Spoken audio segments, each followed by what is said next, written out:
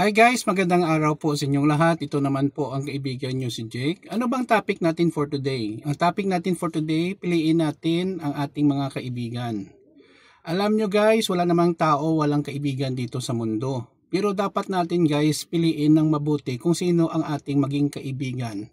Bakit po? Kasi kung ang mapili nating kaibigan ay may mga bisyo, may mga masasamang ginagawa sa buhay, pati tayo ay nadadala. Nasisira din ang ating kinabukasan, pagkatao, at ang ating image as a person. Hindi naman mahirap magpili ng ating kaibigan. Tandaan lang natin, ano ba ang mga common interest natin? Kasi kung wala kayong common interest, hindi rin kayo magkakaibigan kasi iba-iba ang inyong gusto sa buhay. Pangalawa, dapat tandaan nyo na ang tunay na kaibigan ay maaasahan natin sa oras ng pangangailangan. Meron namang kaibigan na sa oras ng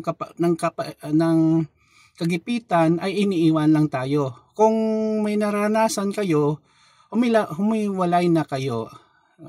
I know in some point may makilala tayong mga taong na magaganda rin ang kanila mga hangarin. Walang vested interest.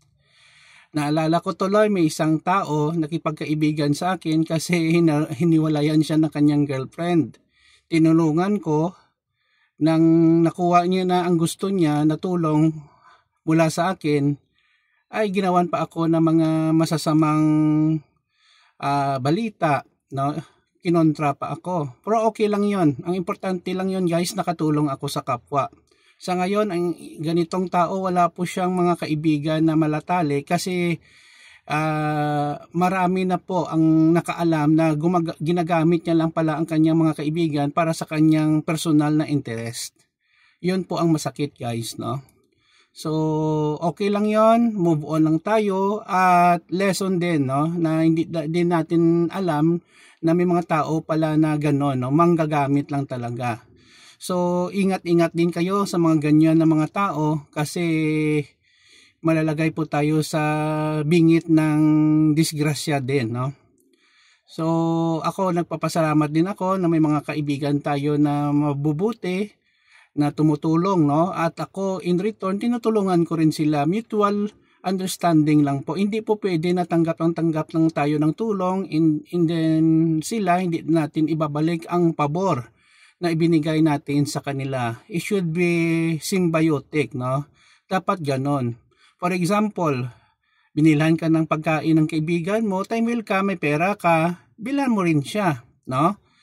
Kasi beneficial po yon sa both sides, hindi lang po one-sided ang pagiging kaibigan. At saka ang mga kaibigan na magaganda ang mga ugali, no, parang kina-challenge ka para ma-improve ang sarili mo, yun ang dapat mong samahan. Wag po yung mga kaibigan na puros lang yabang, puros lang materialistic ang sa bunganga, puros lang kung ano ang kanyang nagawa sa buhay. Iwasan nyo yun kasi wala yun, no? Wala yung magagandang maidudulot sa inyo guys. Yun lang po, maraming salamat. Kung may comment kayo sa video natin, pakilagay lang po sa comment section ng ating video. Pasensya na po guys, no, hindi po ako nakapag-upload ng ilang araw. Medyo busy at saka ikalawa po, every topic na pinopost natin, pinag-iisipan ko yan guys, no. Hindi lang po na may post lang ako na video sa aking Facebook page at sa YouTube channel, yun lang po. Dapat po may values at content tayong makukuha. Maraming salamat po. Please follow me in my Facebook and YouTube channel. Ingat po tayo lagi. Sa YouTube pala, paki-subscribe guys, no? Thank you sa mga followers and subscribers ko rin doon, no? Ito naman pong kaibigan nyo si Jake. Paalam guys.